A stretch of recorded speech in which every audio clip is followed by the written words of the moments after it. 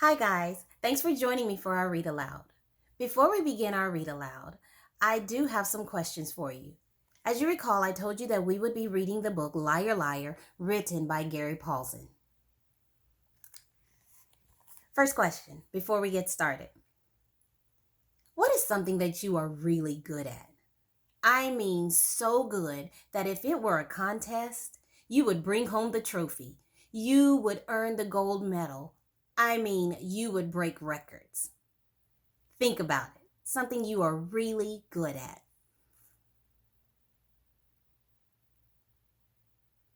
Few more seconds to think.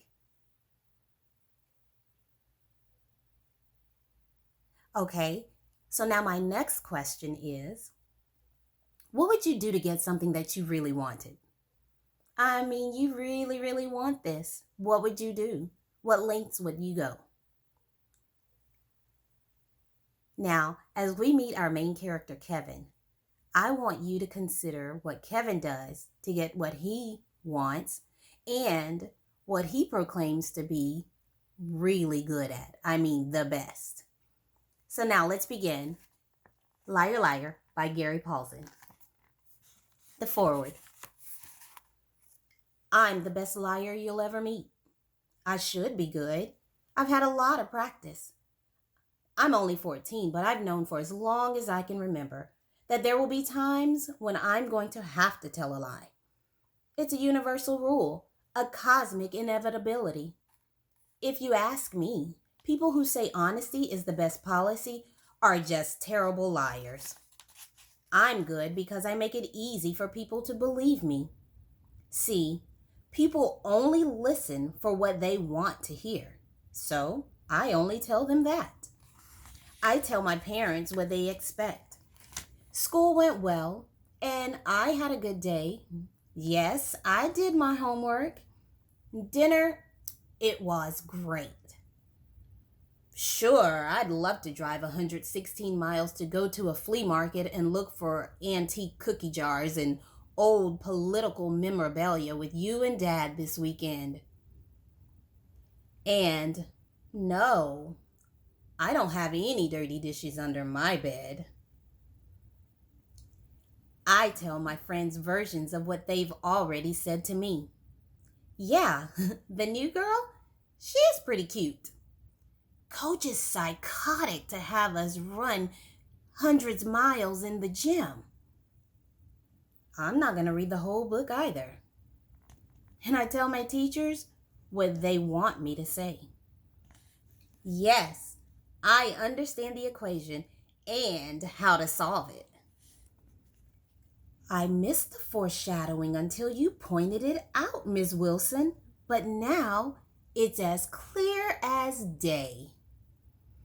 I really do have to use the bathroom, and I don't want to just walk around the halls during class wasting my time. No, I didn't see who lobbed that apple across the cafeteria, nearly taking out the lunch lady's eye. And by the way, that apple missed her eye by a mile.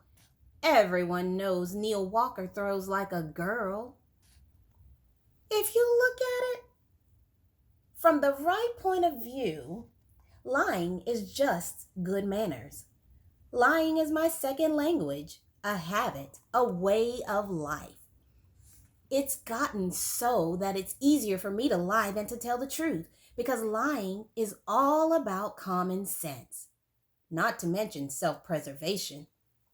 I don't think I'm good enough to beat a lie detector test, but most of the time, I've pretty much got everyone I know right where I want them. Lying makes my life and, let's face it, everyone else's too, so much better.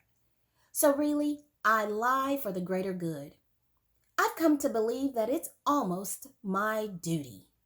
Like I'm some kind of superhero who uses his power for society. I think I'm doing my bit to make the world a better place, one lie at a time. Now, I'm not bragging or being conceited. I'm just making what they call objective observations. Another observation is that I've never gotten in trouble for lying. because I'm that good. I have a knack for knowing what needs to be said and done. And if a little is good, then a lot is better, right? I used to think like that before my life went from 0 to in just 1 week. I'm going to pause right there. And at this time, I want you to reflect on those questions that I asked you, and let's meet over in the discussion room.